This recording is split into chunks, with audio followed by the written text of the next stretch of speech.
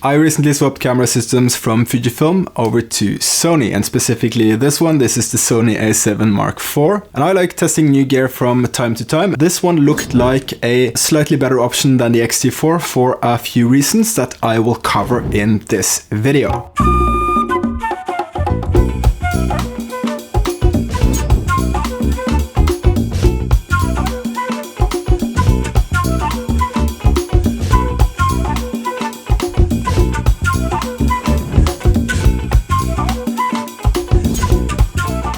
The pros for me on this camera is that it is a full frame camera and has more megapixels than the XT4.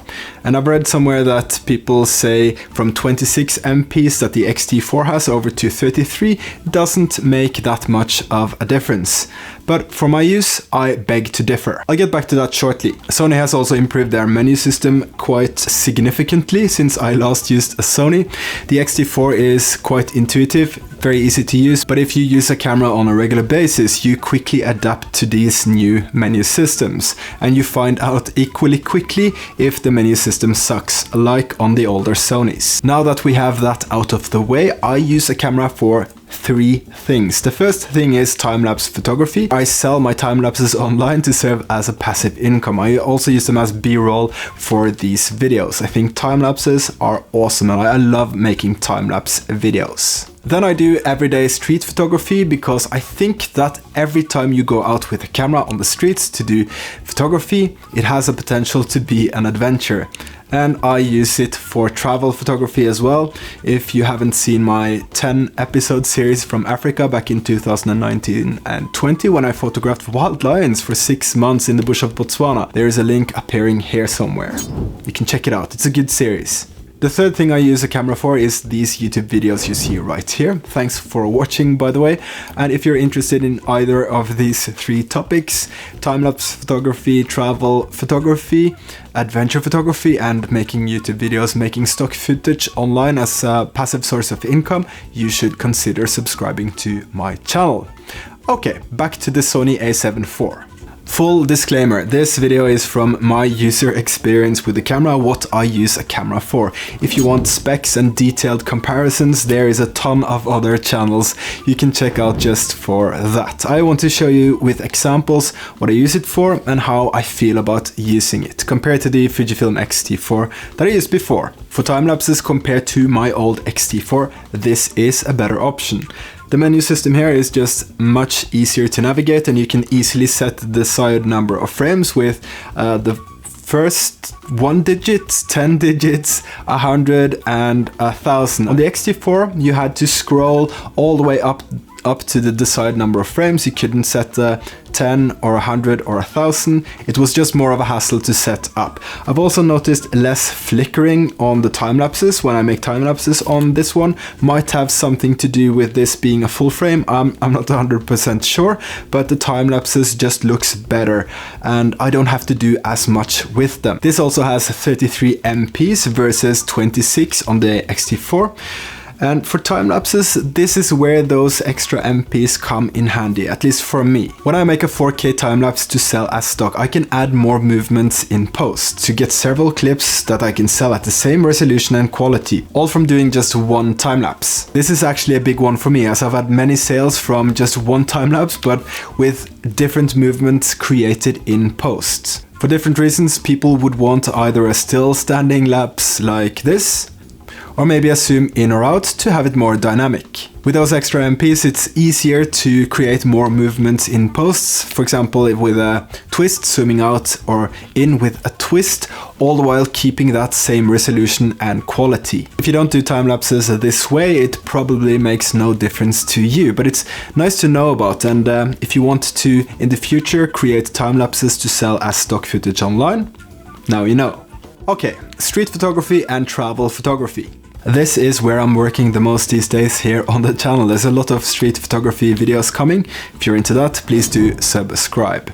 I love it. I honestly thought I'd miss the XT4 for this. I'm thinking mainly about weight and handling in this case. Most new cameras these days, they produce excellent image quality either way, so it doesn't really matter. So if I only did photography, I would probably stick with the XT4. But let me elaborate on weight and handling. The main lens I used for street photography on the XT4 was the 16-55 f2.8, which is a great lens for almost anything. The setup is fairly light, which is a big deal in street photography. Full frame systems are generally bigger and heavier, but with the 24-105 I use on the Sony, it's a f4.0, it weighs almost the same. And this has 33 versus 26 megapixels on the XT4, so I have more wiggle room in post when it comes to cropping in. This goes for the zoom as well. I can zoom in more.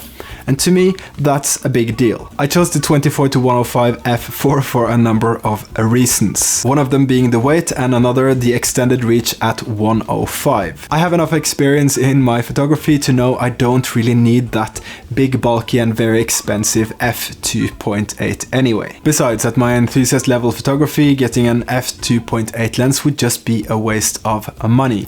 This 24-105 is a great all-round, very sharp, very good, very versatile lens. More on lenses and why I wouldn't buy Sony's G Master lenses in a video coming soon here on the channel, so subscribe for that. For handling straight out of the box, this Sony, it's not great. Sonys have never been great to me. They feel awkward in the hand. Not unless you get a small rig half cage or whatever it's called. I got this for mine.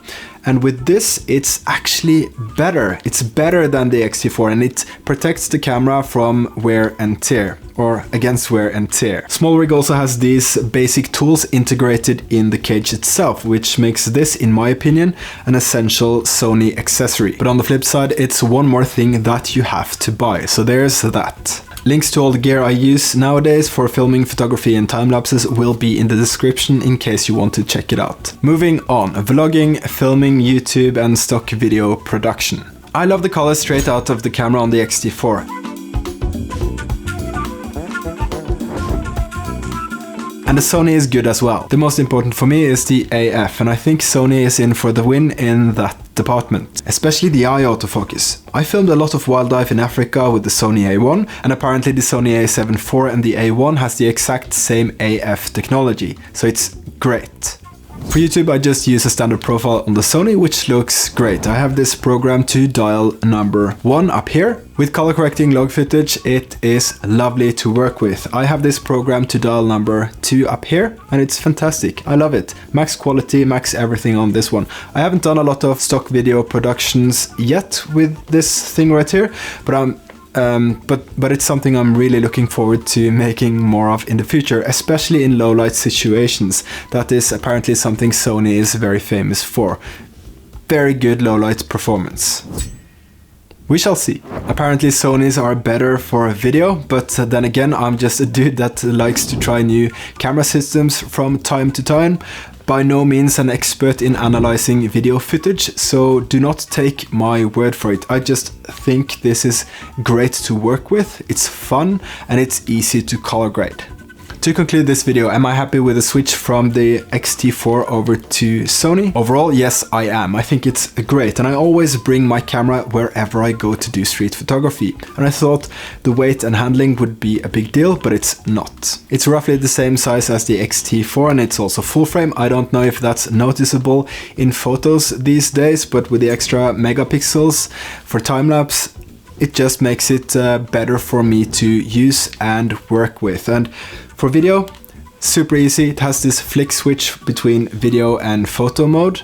It's easy to use. The Sonys have always seemed small in terms of handling. That's still the case, and without the small rig half cage, I don't like it. With the case, it's great, and I dare say it's even better since it has these integrated tools and it protects the camera from wear and tear.